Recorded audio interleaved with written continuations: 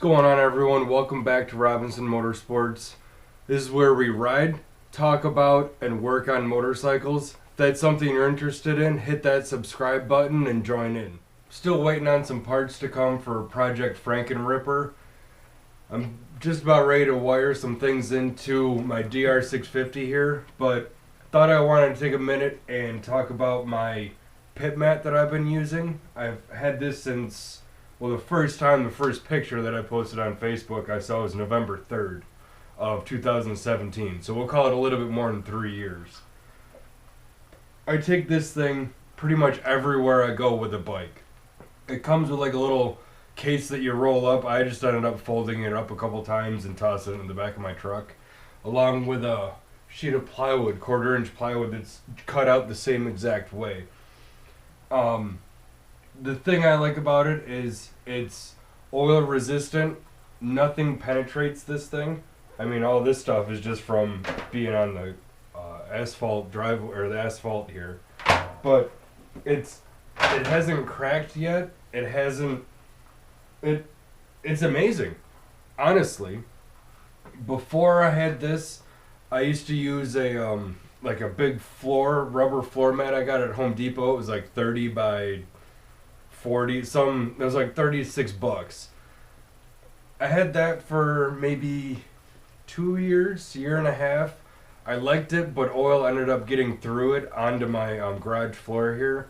So it did keep some of the dirt collected and whatnot, and it was a mat. It was something to, like, a designated place for the bike. From there, I moved on to like a piece of plastic that I brought home from work.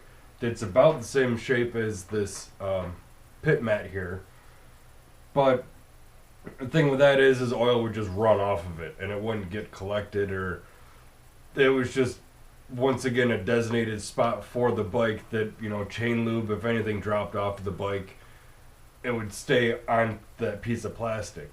So I was in the market for a pit mat. I was looking at like the Matrix Concepts ones, I think, and like a Yamaha one, or at the time I was riding a Husqvarna.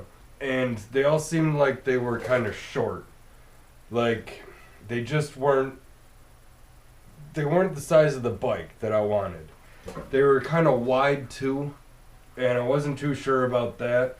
Honestly, I wasn't too sure about having these clipped edges on this mat here, the front and the back, but it's like almost perfectly designed and perfectly laid out. They really did a lot of good work in making this pit mat. It's right now you can see my back tire is kind of hanging off of it here, but we're not even up the front tire. There's another probably foot here on the front. So it's not centered on there. I got a center stand on the bike, so I end up rolling it back. But I think it's a good 7 foot. The bike definitely fits on it.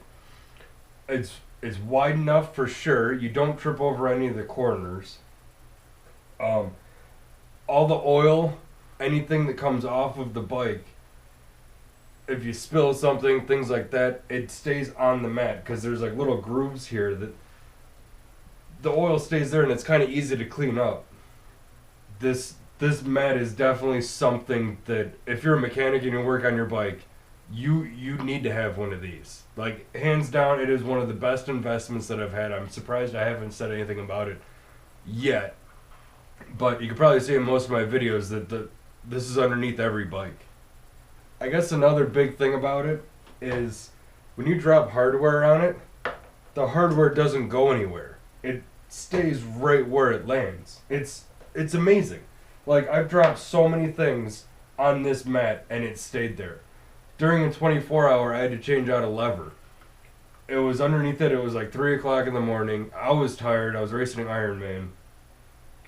And I was dropping everything. I was dropping wrenches, hardware, things like that. And there's grass there. It's nighttime. I don't want to lose the nut that holds my lever on.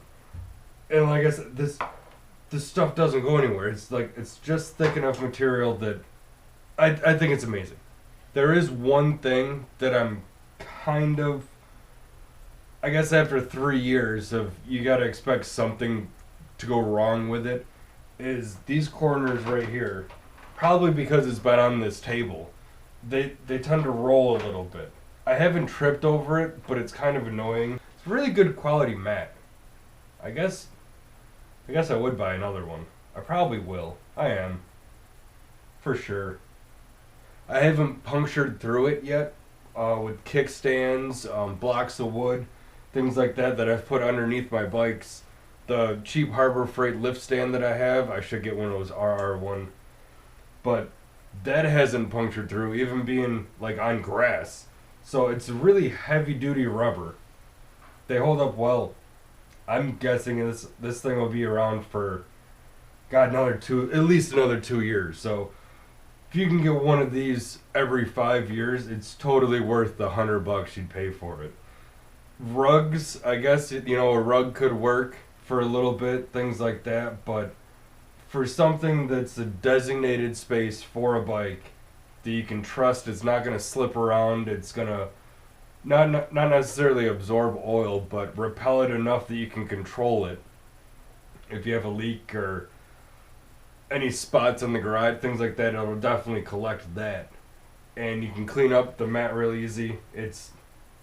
I give it a 5 out of 5 stars. For sure. Thanks for watching. If you like what you see, hit that subscribe button. Tell your friends. I'm trying to grow this channel as big as I can. Like it. And I will see you guys on the next one.